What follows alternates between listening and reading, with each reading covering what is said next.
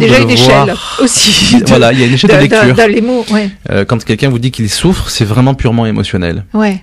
Hein, voilà, donc c'est très intéressant. Et souvent d'ailleurs on dit je souffre, mais c'est un peu, on n'arrive pas trop à mettre les mots Exactement. sur cette souffrance. Exactement. Et d'ailleurs dans votre livre, il y a l'importance aussi de mettre en phrase, de mettre un mot.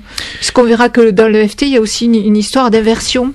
Tout à fait. C'est ça. Tout à fait. En fait, l'idée principale. C'est pas que physique ou du tapping sur les points d'acupuncture que vous montrez sur votre livre. Tout à fait. L'EFT, c'est plusieurs choses en fait. C'est un mariage savant entre la circulation de l'énergie, donc le fait de faire circuler l'énergie dans les méridiens, donc dans les 12 principaux. Oui. Alors pour ceux qui pratiquent, il y en a 10 plus 2 qui sont les merveilleux vaisseaux. Hein, il faut être précis quand on parle de choses. Vaisseau gouverneur, et vaisseau conception.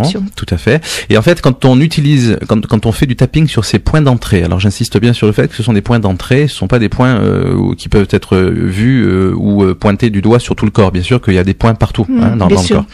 Donc on fait du tapping donc sur ces points d'entrée. On a avec l'EFT, si vous voulez, c'est comme s'il y avait eu une espèce de raccourci sur le fait de faire circuler cette énergie dans tous les méridiens. Donc l'idée essentielle, c'était de se dire, si on tapote sur un point précis, on va faire circuler l'énergie par l'effet cheminée en fait. En fait, une petite pression. Alors, c'est pas une pression dans le sens comme un massage, comme on pourrait faire en shiatsu ou dans d'autres pratiques qui utilisent l'énergie du corps. Donc ça, c'était la première partie. Donc faire circuler l'énergie du corps. Pourquoi ? Parce qu'en fait, la base de l'EFT, c'est Gary Craig, donc qui est aux États-Unis, qui a défini en tout cas les bases de la pratique de l'EFT et qui dit la chose suivante. Il dit toute émotion négative est d'abord précédée d'une perturbation du champ d'énergie du corps. Okay. Quand on comprend cette phrase-là, et bien du coup on dit on va alors travailler à faire ce qu'on appelle communément une correction, ou en tout cas on va faire quelque chose, une action concrète pour que cette énergie se relance. Ça c'est la première partie. Et puis en même temps, pour que ce travail se fasse correctement, il est nécessaire aussi de mettre la personne en conscience, donc qu'elle soit vraiment consciente du problème qu'elle est en train de vivre, donc notamment une peur, ça pourrait être une peur, une angoisse, une émotion. Et être capable de la formuler. Et la formuler verbalement. Donc vraiment l'exprimer. On peut arriver tout seul à faire ça ? Alors c'est pour ça qu'on l'accompagne, nous, dans notre travail de coach, justement, c'est d'accompagner quelqu'un. Hein. Il faut qu'il y ait une interface qui soit là et qui permette de pouvoir travailler, avancer. Et c'est une pratique, une fois qu'on a commencé déjà à travailler avec un coach, qu'on a fait quelques séances déjà, où on a pris du recul là-dessus, on fait une transmission, puisqu'un coach est aussi souvent un formateur, ce qui est mon cas. Et donc on propose aussi des ateliers pour former ces personnes-là à cette pratique, pour pouvoir coacher à ce niveau-là. Alors bien évidemment, quand on est dans les émotions, c'est trop tard.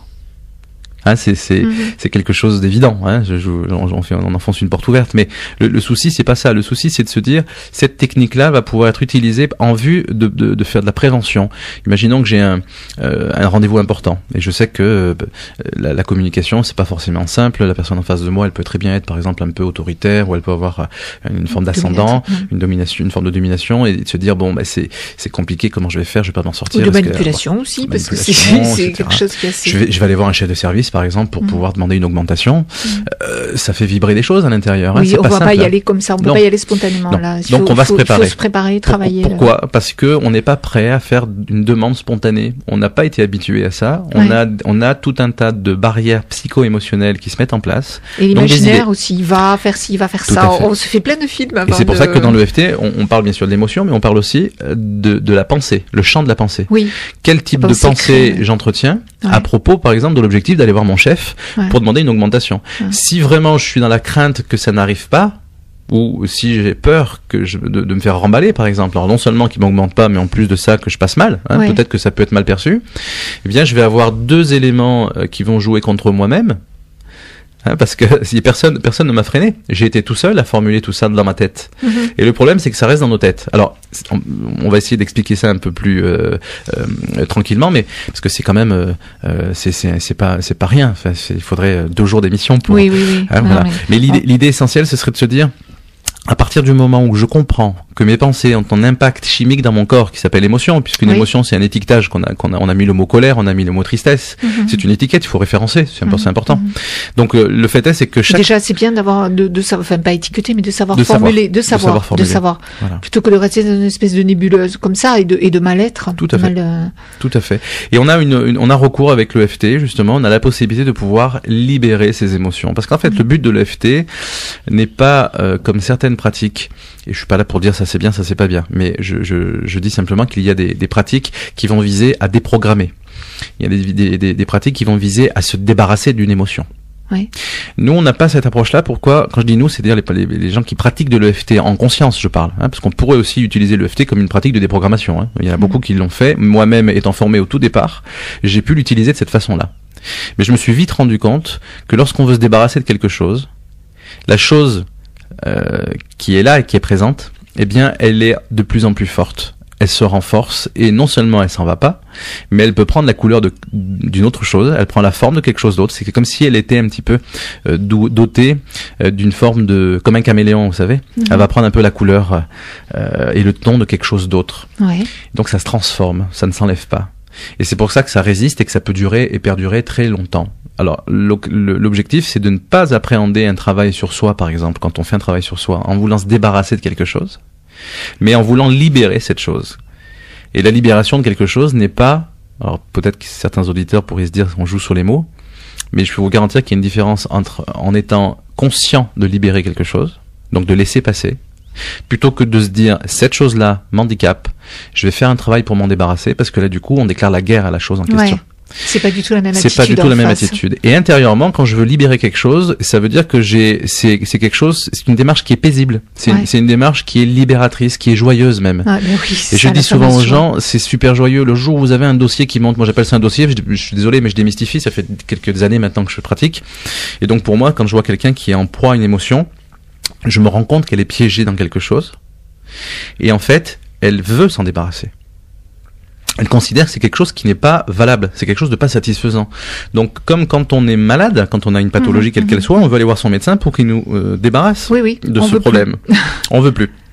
Alors on cherche à l'extérieur de nous toute une gamme de praticiens et de pratiques. C'est pour ça qu'aujourd'hui il y a une effervescence dans le milieu des médecines douces, parce qu'il y a pléthore de techniques ou de pratiques. D'où le tri à faire, le discernement, etc. Bien sûr, mais il y a aussi du bon. Il y a des résultats. Il y a des résultats. Et je pense, parce qu'on parle souvent de cette fameuse, l'effet placebo, vous savez. Le magnifique effet placebo. Ce qui est magnifique. Pour moi, l'effet placebo, il rentre exactement dans ce que je suis en train de vous expliquer. C'est en tout cas en partie. Je veux pas dire que j'ai résolu le mystère de l'effet placebo. Mais une grande partie de ce mystère, pour moi, il est levé par rapport à quoi? Par rapport au fait que justement une personne, si elle est en mesure d'accompagner sa guérison, eh bien, elle va augmenter la capacité de son corps à guérir. Si elle est en guerre contre sa maladie, elle va bloquer beaucoup de paramètres intérieurs, psychologiques, émotionnels, bien évidemment, on en parle, et puis bien sûr physiologiques, puisque il y a rien qui est séparé, le corps et l'esprit ne font qu'un. Bien sûr. Alors, je veux dire, c'est clair, pour moi, je pense que l'effet placebo, d'une certaine façon, c'est quand quelqu'un a lâché intérieurement cette espèce de guérilla intérieure, en se disant, il faut que je me débarrasse, par exemple, même pour une maladie aussi grave qu'un cancer ou quelque chose comme ça, ne pas rentrer en guerre contre la maladie, mais aller vers en toute confiance et en paix, en accompagnant la guérison. Parce que la guérison, c'est quand on parle de santé, mais il faut pas oublier que la santé, c'est pas quelque chose qu'on est censé obtenir, c'est quelque chose dans lequel on est. C'est notre état naturel, la santé. Donc, retrouvons notre état naturel. Comme la joie, d'ailleurs. Oui, la vie adore l'harmonie, c'est clair. Et une petite pause musicale. De toute façon, c'est passionnant. Bon, voilà, j'espère que vous reviendrez, Robert. Donc, c'est Eric Tanga. Je sais pas si Eric Tanga, c'est un ami de longue date. Qui est un auteur, compositeur, interprète de la région. Il habite Marseille. Il a fait beaucoup de scènes un peu partout dans la région. C'est quelqu'un qui a fait 2 albums, donc un premier et celui-ci, donc qui avec le titre La Lumière du Soleil. On peut écouter ou télécharger légalement ses titres. Vous allez sur son site internet erictanga.fr. D'accord. Tout court. Et puis voilà, donc je vous laisse en compagnie. La Lumière du Soleil, ça va vous parler.